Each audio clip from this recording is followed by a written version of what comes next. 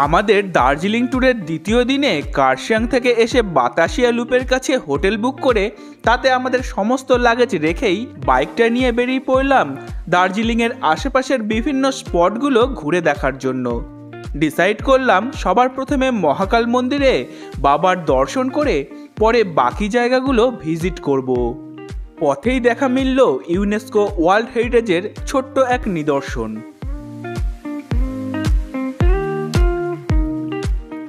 এর কিছু পরেই আমরা এসে পৌঁছালাম দার্জিলিং হিমালয়ান রেলওয়ের লাস্ট স্টেশন দার্জিলিং।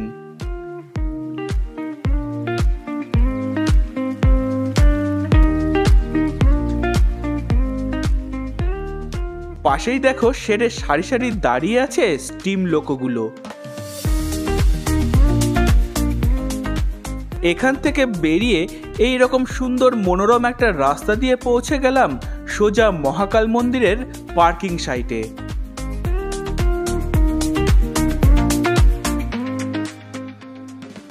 এই গেটটার পর অনেকগুলো সিঁড়ি পার করে ওপরে বাবার মন্দির।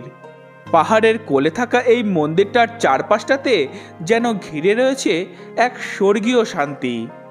ইতিহাস বলে 1765 সালে দর্জে রিনজিং নামের এক তিব্বতী লামা এসে এখানে এক বৌদ্ধ মঠ তৈরি করেন, আর তা ধীরে ধীরে স্থানীয়দের কাছে এক পবিত্র জায়গায় পরিণত হয় এবং তারা এই মঠটাকে ডাকতেন দর্জে লিং নামে, যার অর্থ হলো বজ্রপাতের এলাকা। সেখান থেকেই এই শহরের নাম হয় দার্জিলিং। পরে 1782 সালে লামা দর্জে রিনজিংই এই দর্জিলিং মঠটার পাশে এই মহাকাল মন্দিরটা প্রতিষ্ঠা করেন। তাই এই মন্দিরটা ভগবান শিবের হলেও তা বৌদ্ধ ধর্মের মানুষদের কাছেও একটা পবিত্র জায়গা। কিন্তু এখন সেই মঠটা এখানে আর নেই, কারণ 1788 সালে অ্যাংলো নেপালি যুদ্ধের সময় তা ধ্বংসপ্রাপ্ত হয়। এখানে ভগবান শিবের পাশাপাশি ভগবান গৌতম বুদ্ধ পূজিত হন। সেই সঙ্গে এখানে মা কালী আর সিদ্ধিদাতা গণেশও পূজিত হন। এছাড়া শিবের 12টা জ্যোতির্লিঙ্গের প্রতিরূপও এখানে বর্তমান রয়েছে।